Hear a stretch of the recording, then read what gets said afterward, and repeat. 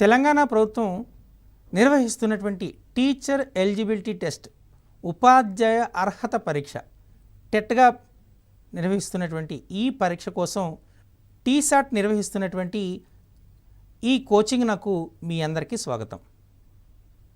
ఇందులో భాగంగా మనం గణిత శాస్త్రంలో వచ్చేటటువంటి అంశాలను గురించి చర్చించుకోబోతున్నాం.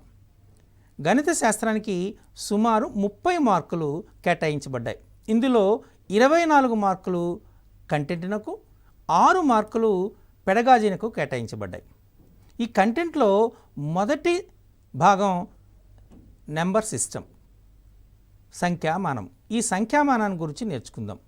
ఈ పేపర్ 1లో ఏ అంశాలు వస్తాయనేటువంటి ఒకసారి పరిశీలిస్తే పేపర్ 1లో వివిధ రకాలైనటువంటి సంఖ్యలు, సంఖ్యామానాలు, సరి సంఖ్యలు, ప్రధాన సంఖ్యలు, కవల ప్రధాన సంఖ్యలు, పరస్పర ప్రధాన సంఖ్యలు, కరణీయ సంఖ్యలు, అకరణీయ సంఖ్యలు, కరణీయ సంఖ్యల్ని అకరణీయ సంఖ్యల్ని భిన్న రూపంలో రాయటము, అలాగే మనకు అకరణీయ కారణాంకాల ద్వారా ఒక కరణీయ సంఖ్యని అకరణీయ సంఖ్యగా మార్చటము, రోమన్ సంఖ్యలు, గసాబా, కసాగు, ఈ అంశాలన్నీ మనకు పరీక్షించే అవకాశం ఉంది. అందుచేత ఈ అంశాలన్నింటినీ సోదాహరణంగా మనం ఇప్పుడు చర్చించుకుందాం. ముందుగా సంఖ్యామానం చూద్దాం. సంఖ్యామానాలు మనకు సహజ సంఖ్యలు అంటే న్యాచురల్ నెంబర్స్, పూర్ణాంకాలు అంటే హోల్ నెంబర్స్, పూర్ణ సంఖ్యలు అంటే ఇంటీజర్స్, అకరణీయ సంఖ్యలు రేషనల్ నెంబర్స్, కరణీయ సంఖ్యలు ఇర్రేషనల్ నెంబర్స్, వాస్తవ సంఖ్యలు రియల్ నెంబర్స్, ఇమాజినరీ నెంబర్స్ కల్పిత సంఖ్యలు, సంకీర్ణ సంఖ్యలు కాంప్లెక్స్ నెంబర్స్ అని 8 సంఖ్యామానాలు మనకున్నాయి. ఇందులో ఈ 8 సంఖ్యామానాల మధ్య అవినాభావ సంబంధానికి, వాటి మధ్య ఉన్నటువంటి సంబంధం మీద ఒక ప్రశ్న అడిగే అవకాశం ఉంటుంది. 1, 2, 3, 4, 5 అండ్ సో ఆన్ మనం లెక్కించడానికి ఉపయోగించే ఈ అంకెలని మనము సహజ సంఖ్యలు, గణన సంఖ్యలు అంటారు. 0తో కూడిన సహజ సంఖ్యల్ని మనకు పూర్ణాంకాలు అంటారు. ఎందుచేత మనకు కేవలము కొన్ని వస్తువులు ఉన్నాయి అంటే ఎన్ని వస్తువులు ఉన్నాయని అడిగారు అనుకోండి, 4 వస్తువులు ఉన్నాయి, లేదా 10 వస్తువులు ఉన్నాయి, లేదా 50 వస్తువులు ఉన్నాయి అని చెప్తాం. అంటే కొన్నింటిని లేదా మొత్తాన్ని చెప్పడానికి మనకు ఒక సంఖ్య అవసరమవుతుంది. ఆ సంఖ్యను మనం సూచిస్తాం. కాబట్టి వీటిని గణన సంఖ్యలు అన్నారు. మరి ఏమీ లేదు అని చెప్పాలనుకోండి, ఏం అవసరం అవుతుంది? 0 అవసరం అవుతుంది. అంటే మనకు పూర్ణత్వం కోసం మనం 0ని కలపవలసి వస్తుంది. కాబట్టి 0తో కూడిన సంఖ్యల్ని పూర్ణాంకాలు అంటారు, పూర్ణాంకాలు అంటారు, హోల్ నెంబర్స్ అని కూడా అంటారు. ఓకే, కొన్ని సందర్భాల్లో మనం కొంత వ్యతిరేక గుర్తులో చెప్పబడుతుంది. ఉదాహరణకు తూర్పు పడమరలు పరస్పర వ్యతిరేక దిశల్లో ఉంటాయి కదా. తూర్పు దిశలో 4 కిలోమీటర్లు ప్రయాణం చేసాం, తిరిగి పడమర దిశకు తిరిగి 4 కిలోమీటర్లు ప్రయాణం చేసాం. ఇలా మనం తూర్పు దిశకు వెళ్ళేటువంటి దూరాన్ని 4 కిలోమీటర్ ప్లస్ 4గా సూచించామనుకోండి, పడమర దిశగా వెళ్ళే దూరాన్ని -4గా సూచించాలి. ఎందుచేత తూర్పు పడమరలు అనేటువంటివి పరస్పర వ్యతిరేక దిశల్లో ఉంటాయి. అంటే దిశను సూచించడానికి మనం ప్లస్ మైనస్ వాడాం. ఇప్పుడు 4 రూపాయలు క్రెడిట్ చేశారు, ఇచ్చారు, మీరు 4 రూపాయలు దాచుకున్నారు, దాచుకునేదానికి +4 అని చెప్పారు. 4 రూపాయలు అప్పు తీసుకున్నారు, మరి సూచించాలంటే వేరొక గుర్తు కావాలి కదా. ఈ అప్పుగా తీసుకున్న దాన్ని -4 అని చూస్తాం. అంటే ఇక్కడ రుణ సంఖ్యలు, ధన సంఖ్యలు వాడుతున్నాం. రుణ సంఖ్యలు, ధన సంఖ్యలు, 0 ఈ మూడింటిని కలిపి మనం పూర్ణ సంఖ్యలు అంటారు. ఓకే, మీ దగ్గర ఒక యాపిల్ పండు ఉంది అనుకోండి, ఆ యాపిల్ పండులో సగభాగాన్ని మీ ఫ్రెండ్కి ఇచ్చారు, సగభాగాన్ని సూచించాలి. ఇప్పుడు ఎలా సూచిస్తారు? యాపిల్ అనేది మొత్తం ఒకటి చూసి అందులో సగము, దీన్ని సూచించడానికి 1/2. నలుగురు ఉన్నారనుకోండి, నలుగురికి సమానంగా పంచాలనుకోండి, 4 సమాన భాగాలు చేస్తారు, 1/4. చూసారా? ఇలా భిన్నాలు కూడా వస్తాయి. ధన సంఖ్యలు, రుణ సంఖ్యలు, 0 ఇలా భిన్నాలతో కూడినటువంటి సంఖ్యల్ని మనం అకరణీయ సంఖ్యలు అంటారు. కొన్ని సంఖ్యల యొక్క వర్గాన్ని కనుక్కోలేము. ఆ సంఖ్యలు ఏంటంటే అటు ఆవర్తిత దశాంశాలు కావు, అలాగే అంతమయ్యే దశాంశాలు కావు. ఇలా ఆవర్తనము కాని, అంతము కాని దశాంశ భిన్నాల్ని మనం కరణీయ సంఖ్యలు అంటారు, ఇర్రేషనల్ నెంబర్స్ అంటారు. చూసారా? కొన్ని రుణ సంఖ్యల యొక్క వర్గమూలాన్ని కనుక్కున్నాం. √-2, √-3 వీటిని కల్పిత సంఖ్యలు అంటారు. వాస్తవ సంఖ్యల్ని రుణ సంఖ్యల యొక్క వర్గమూలాన్ని అంటే కల్పిత సంఖ్యలతో కూడినటువంటి సంఖ్యలు అంటే a+bi రూపంలో ఉన్నటువంటి వాటిని మనం సంకీర్ణ సంఖ్యలను చూసారా. వివిధ రకాలైనటువంటి సంఖ్యామానాలు వచ్చాయి. ఇప్పుడు ఈ సంబంధాన్ని మనం ఏంటో ఒకసారి చూద్దాం. సహజ సంఖ్యలు అంటే n, పూర్ణ సంఖ్యలు అంటే w, పూర్ణాంకాలు, పూర్ణ సంఖ్యలు అంటే z, అకరణీయ సంఖ్యలు అంటే q, కరణీయ సంఖ్యలు q', కొన్ని సందర్భాల్లో p అని కూడా వాడతారు. కల్పిత సంఖ్యలు i, సంకీర్ణ సంఖ్యలు c. ఇవి 8 రకాలైనటువంటి సంఖ్యామానాలు. ఈ సహజ సంఖ్యలకు 0ను చేర్చితే పూర్ణాంకాలు వస్తాయి. కాబట్టి n is subset to w అంటారు. పూర్ణాంకాలకి రుణ సంఖ్యలు కూడా జత చేరిస్తే వచ్చేవి పూర్ణ సంఖ్యలు. w subset to z. దశాంశాలని దశాంశ భిన్నాలని మనం కూడితే వచ్చేటటువంటి సంఖ్యలు అకరణీయ సంఖ్యలు. So belongs to subset to q. అంతము కానీ ఆవర్తనము కానీ దశాంశ భిన్నాలని కరణీయ సంఖ్యలు వేరేగా మనం సూచిస్తాం. q' ఒక పక్కన ఉంటుంది. ఈ q is subset to complex numbers. ఇది సంఖ్యామానాల మధ్య ఉన్నటువంటి సంబంధం. దీనిపైన మనకు ప్రశ్న అడిగే అవకాశం ఉంది. ఇందులో మనం ప్రత్యేకంగా చెప్పుకోవాల్సింది ఏంటి అంటే అంతము కానీ ఆవర్తనము కానీ దశాంశ భిన్నాన్ని ఏమంటారు అంటే మనం కరణీయ సంఖ్యలు అంటారు. కరణీయ సంఖ్యలకు కొన్ని ఉదాహరణలు ఏంటంటే π అనేటువంటిది ఒక కరణీయ సంఖ్య, e అనేటువంటిది కరణీయ సంఖ్యగా మనం చెప్పడం జరుగుతుంది. ఓకే, సంఖ్యలని వర్గీకరణ చేద్దాం. వివిధ ప్రాతిపదిక పైన వర్గీకరణ చేద్దాం. మొట్టమొదటిగా ద డివిజిబిలిటీ ఆఫ్ 2, 2 చేత భాగింపబడుతుందా లేదా అనేటువంటిది. ఒక సంఖ్య 2 చేత భాగింపబడింది అనుకోండి, ఆ సంఖ్యని సరి సంఖ్య అంటారు. అంటే 2 యొక్క గుణిజాలని సరి సంఖ్యలు అంటారు. మరి ఆ సంఖ్య 2 చేత భాగింపబడింది అనుకోండి, 1 శేషం వచ్చింది అనుకోండి, దాన్ని బేసి సంఖ్య అంటారు. ఎందుచేతంటే 2 చే భాగించగా 2 ఫలితాలు వస్తాయి. ఏంటవి? 0 శేషమైనా రావాలి, 1 శేషమైనా రావాలి. 0 శేషము అంటే నిశ్శేషంగా భాగింపబడాలి, 1 శేషము అంటే మనకు బేసి సంఖ్య అయింది కదా. అందుచేత 2 చే భాగించగా వచ్చే ఫలితాలు మనకేమవుతాయి? 0 కానీ 1 కానీ శేషం వస్తుంది. 0 శేషం వచ్చింది అనుకోండి సరి సంఖ్య అవుతుంది, 1 శేషం వచ్చింది అనుకోండి బేసి సంఖ్య అవుతుంది. సరి సంఖ్యని సాధారణంగా మనం 2n అనేటువంటి సంకేతంతో సూచిస్తాం. దీన్ని సరి సంఖ్య, ఈవెన్ నెంబర్ అంటారు.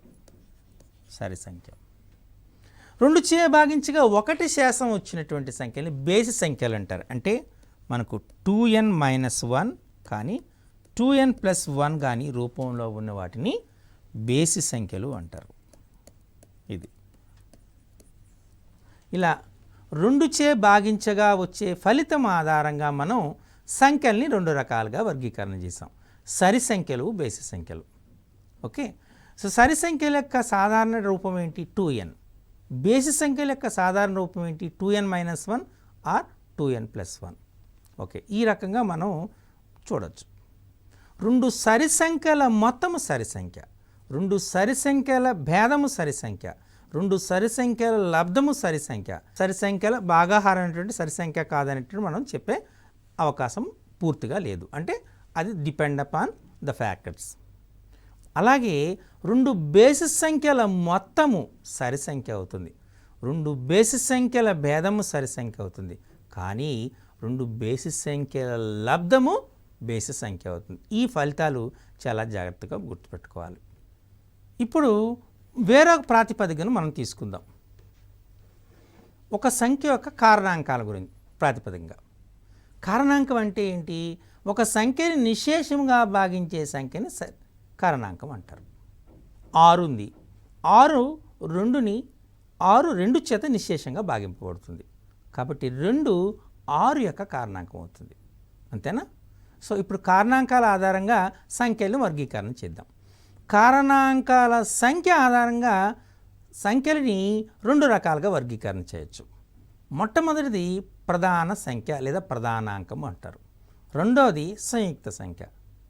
ఏదైనా ఒక సంఖ్యకు కేవలము 2 కారణాంకాలు ఉన్నాయనుకోండి, ఆ 2 ఏమవుతాయి?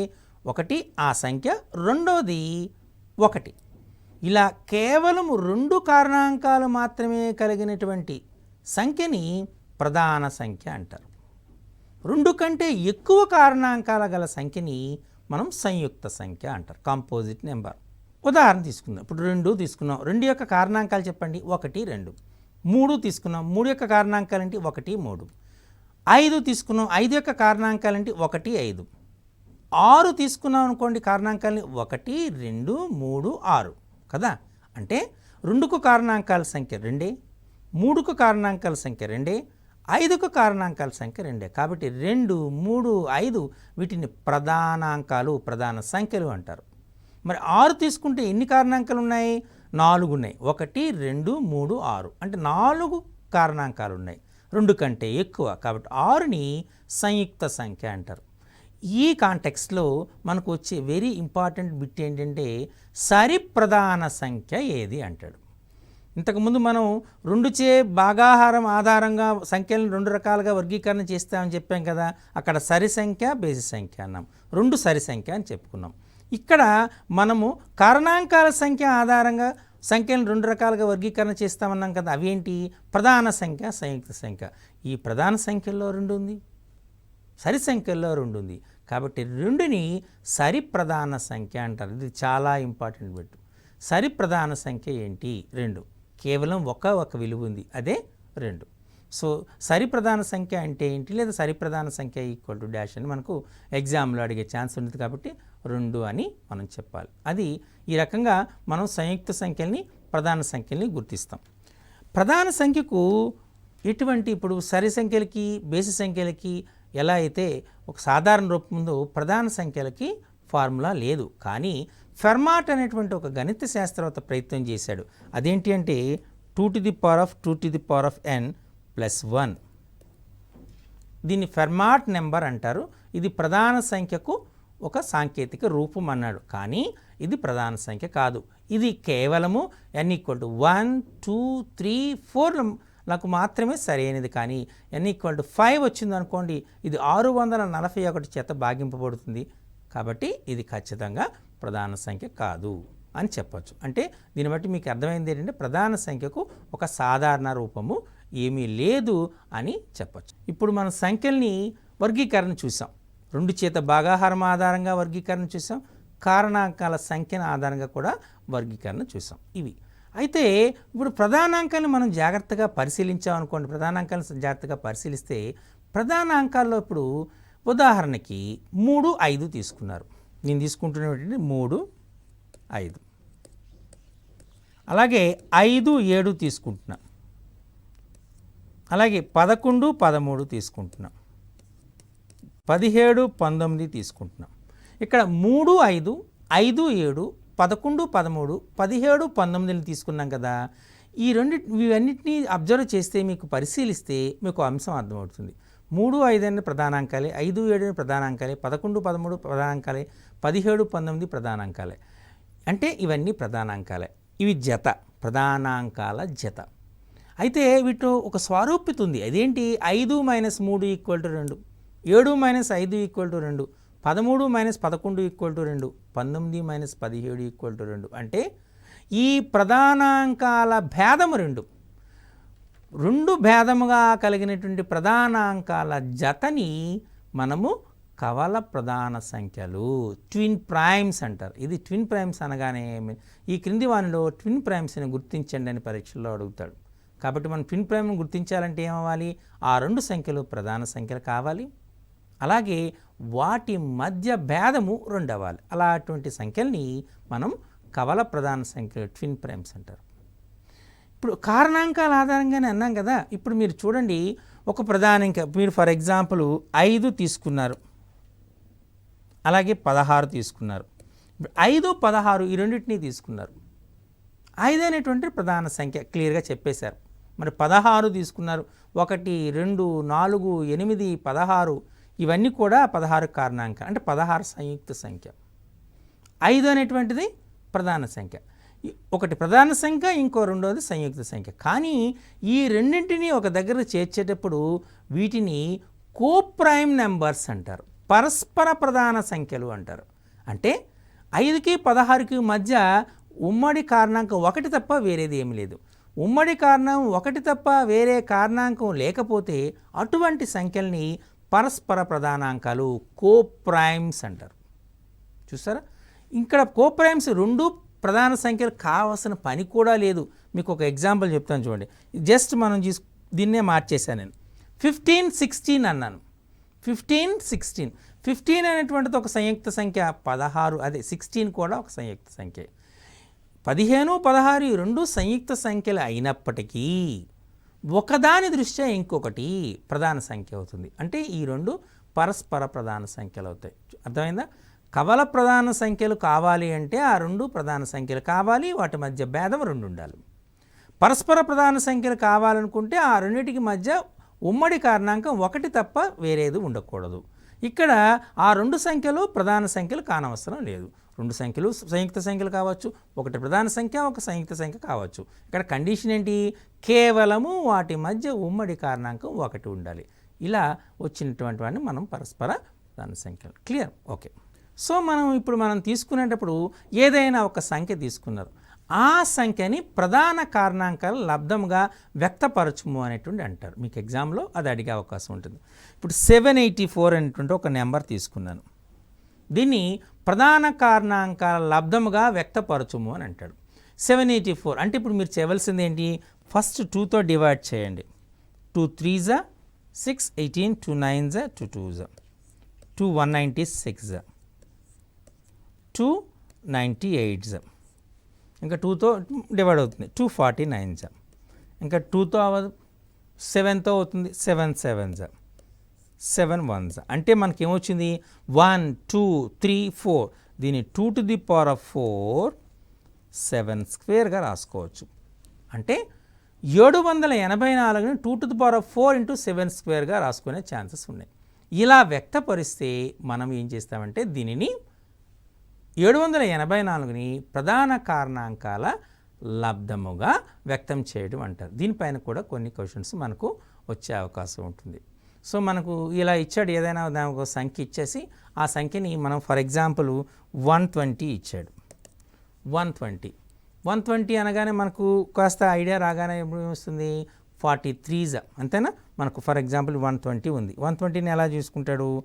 2 260s 230s 215s 3 5s and 5 1s. For example దీన్ని 2 to the power of a into 3 to the power of b into 5 to the power of c. 120 is equal to 2 to the power of a into 3 to the power of b into 5 to the power of c అయితే a plus b plus c విలువ ఎంత అని ఎగ్జామినేషన్లో అడుగుతాడు అనుకోండి. అప్పుడు మీరు ఏం చేస్తారు?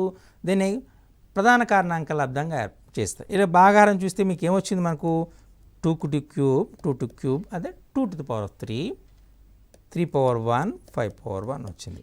అంటే a ఈక్వల్ టు ఎంత? 1. a equal to 3, b is equal to 1, c equal to 1. అంటే 3 ప్లస్ 1 ప్లస్ 1 ఎంత వచ్చింది మనకు? 5. చూసారా?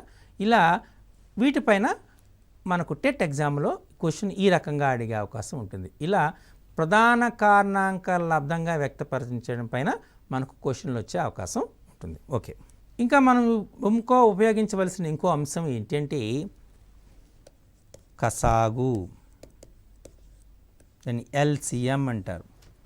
అలాగే గసాబా, GCD అంటారు. కసాగు కనిష్ట సామాన్య గుణిజము, గసాబా అంటే గరిష్ట సామాన్య భాజకము అంటారు. Least common multiple LCM, greatest common divisor GCD. ఈ కాన్సెప్ట్ అనేటువంటిది చాలా ఉపయోగం ఉంటుంది. ఫర్ ఎగ్జాంపుల్ మీరు వీటిని చాలా సందర్భాల్లో ఉపయోగిస్తారు. వేరు వేరు కొలతలు కలిగినటువంటి పాత్రలో ఉన్నటువంటి పాలని ఒక నిర్దిష్టమైన కొలతలో వాళ్ళ పాత్రతో పోలిస్తే ఎన్ని పాత్రలు అవుతాయి అనేటువంటి క్వశ్చన్ అడిగాడు అనుకోండి. ఫర్ ఎగ్జాంపుల్ ఒక దాంట్లో 24 లీటర్స్ ఉన్నాయి, ఇంకో దాంట్లో 30 లీటర్స్ ఉన్నాయి, ఇంకో దాంట్లో 36 లీటర్స్ ఉన్నాయి, మన దగ్గర 5 లీటర్స్ అనేటువంటిది ఒక పాత్ర ఉంది. అలా ఉండేటప్పుడు ఎన్ని పాత్రలు అవుతాయి అనేటువంటి డౌట్. ఈ కైండ్ ఆఫ్ క్వశ్చన్స్ మనకు ఎగ్జామినేషన్లో అడుగుతాడు. అప్పుడు మనం చేయవలసిన పని ఏంటి అంటే వాటి యొక్క కసాగును కనుక్కోవడం చేయాలి. అలాగే గసాబా, గరిష్ట సామాన్య భాజకం. దీనిపైన ఈ కసాగు గసాగాల్ని ఎలా కనుక్కుంటారో ఒక ఉదాహరణ ద్వారా మనం పరిశీలించేద్దాం. ఫర్ ఎగ్జాంపుల్ ఇప్పుడు మనకి ఇచ్చి నేను మాట్లాడిన 24, 30, 48 ఇచ్చాడు. వీటి యొక్క కసాగును ఫైండ్ అవుట్ చేయమన్నాడు. 24, 30, 48 దీని యొక్క కసాగును ఫైండ్ అవుట్ చేయాలి. దీనికి 2 పద్ధతులు ఉంటాయి. అయితే ఎగ్జామినేషన్ పాయింట్ ఆఫ్ వ్యూలో ఎలా చేస్తామని డిస్కస్ చేద్దాం. 24, 30, 48 తీసుకున్నాం. దీన్ని తీసుకున్నప్పుడు మీరు చేయవలసిన పని ఏంటి? ప్రధాన కారణాంకాలుగా రాయండి. 24 తీసుకున్నారు, 2 2 జా 4, 4 2 జా 8, 8 3 జా 24. ఓకే. 30 తీసుకున్నారు, 2 15 జా 2 3 జా 5 జా 2 3 జా 6, 6 5 జా 30. 48 తీసుకున్నారు, 2 2 జా 4, 4 2 జా 8, 8 2 జా 16, 16 3 జా 48. ఇక్కడ మనం తీసుకుంటే ఈ మూడిట్లో 2 ఉంది, ఈ మూడిట్లో ఒక 3 ఉంది, అంతేనా మనకు వచ్చింది. అంటే దీంట్లో ఉమ్మడిగా ఒక 2 ఉంది కాబట్టి ఈ 2ని తీసుకోండి, దీంట్లో ఉమ్మడిగా ఉంది కాబట్టి ఈ 3ని తీసుకోండి. 2 3 జా 6, 6 అనేటువంటిది మనకు లీస్ట్ కామన్ మల్టిపుల్ అనేది అవుతుంది. ఎల్సిఎం మనం దీన్ని తీసుకోనికి జీసీడీ అవుతుంది, గరిష్ట సామాన్య భాజకము అవుతుంది. అంతేనా? మీకు కావాలంటే సింపుల్గా కూడా ఆలోచిస్తే మీరు చెప్పవచ్చు. 24ని 6 4 జా రాసుకోవచ్చు, 30ని 6 5 జా రాసుకోవచ్చు, 48ని 6 8 జా రాసుకోవచ్చు. కాబట్టి ఇక్కడ గరిష్ట సామాన్య భాజకము అనేది 6 అవుతుందని క్లియర్గా చెప్పొచ్చు. దీన్ని వేరొక పద్ధతిలో కూడా మనం చేస్తారు. ఎలాని? 24, 30, 48 కదా. ఈ 24, 30ని మనం తీసుకుందాం. 30ని 24తో డివిజన్ చేయాలి. 24 1 జా 24, కరెక్ట్. 6 6 4 జా 24, 0. అంటే మనకి ఇక్కడ ఏమొచ్చింది? 6 వచ్చింది. ఈ 6 చేత 48ని డివైడ్ చేయాలి. 6 8 జా 48, 0. దీన్ని లాంగ్ డివిజన్ మెథడ్ అంటారు. ఈ లాంగ్ డివిజన్ మెథడ్లో చూస్తే చివరకు మనకు వచ్చినట్టు గసాబా 6 వచ్చింది. ఈ రకంగా గసాబాను ఫైండ్ అవుట్ చేసే అవకాశం ఉంటుంది. ఓకే. సో మనం ఈ గసాబాన్ని ఈ రకంగా మనం కండక్ట్ చేస్తాం. అదే కసాగు కట్టాలనుకోండి, కసాగు తీసుకుందాం. 24, 30, 48 కసాగు కట్టమన్నాం కదా, వేస్తున్నా. 6 4 జా 6 5 జా 6 8 జా 4 1 జా 5 జా 2 జా 6 4 జా 24, 24 5 జా 120, 122 జా 240. మనకు 240 అనేటువంటి కసాగు అవుతుంది. ఈ రకంగా మనము కసాగు గసాబాలను కనుక్కునే అవకాశం ఉంటుంది. ఇప్పుడు మనకు ఇందులో చాలా ఇంపార్టెంట్ కాన్సెప్ట్ అనేటువంటి రోమన్ నెంబర్స్ గురించి నేర్చుకుంటాం. రోమన్ నెంబర్స్ మనం తీసుకుంటే రోమన్ నెంబర్స్ని జనరల్గా ఏం చేస్తామంటే 1 అంటే 1, అలాగే వి అంటే 5, వి అంటే 5, ఎక్స్ అంటే 10, ఎల్ అంటే 50, సి అంటే 100, డి అంటే 500, ఎం అంటే 1000, ఐ అంటే 1, వి అంటే 5, ఎక్స్ అంటే 10, ఎల్ అంటే 50, సి అంటే 100, డి అంటే 500, ఎం అంటే 1000. ఇది మనకు ఈ రోమన్ సంఖ్య దానిలో వాడాలి. ఓకే, దీన్ని ఎలా చేస్తాము? ఇప్పుడు వీటిని ఎలా చేస్తాం చూడండి. ఫస్ట్ మనకు 4 రావాలి. 4 రావాలంటే 5 కంటే 1 తక్కువ ఉంటుంది కాబట్టి 4ని ఐవిగా రాస్తాం. అదే 6 అనుకోండి, 5 కన్నా 1 ఎక్కువ ఉంటుంది కాబట్టి విఐ అంటే ఐవి రాసేది 4, విఐ అనేటువంటి 6. 9 అంటే 10 కంటే ఒకటి తక్కువ ఉంటుంది. 10 అంటే 10 కదా. సో IX అంటే 9, XI అంటే 11. అర్థమైందా? ఇలా. అలాగే మనం XL రాసామనుకోండి 40. L అంటే 50 కదా, XL అంటే 40. XLIX అంటే 49. ఇది మీరు చాలా జాగ్రత్తగా గుర్తుపెట్టుకోవాలి.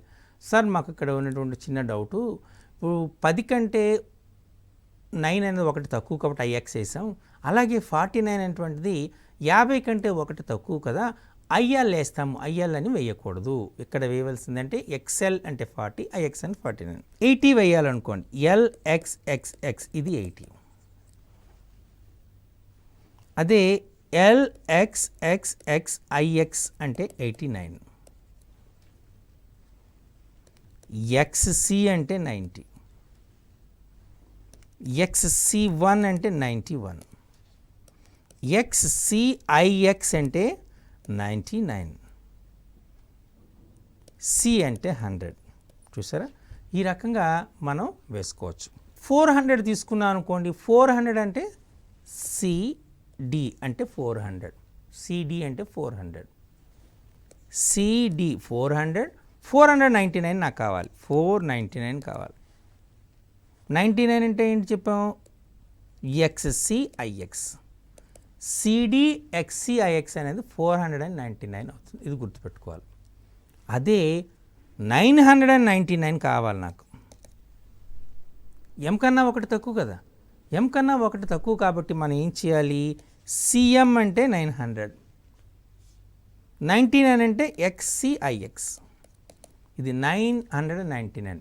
మరి ఈ సంవత్సరం 2022 దీన్ని రోమన్ సంఖ్యలో కావాలి. 2022కి రోమన్ సంఖ్యలో కావాలి. ఎలా చెప్తారు? 20 అంటే 2 తీసుకుంటే 2000 అని అర్థం, అంటే MM 2Ms. ఓకే. 22 అంటే 20, XX 20, 2II, MMXX II అనేటువంటిది 2022 అవుతుంది. ఓకే.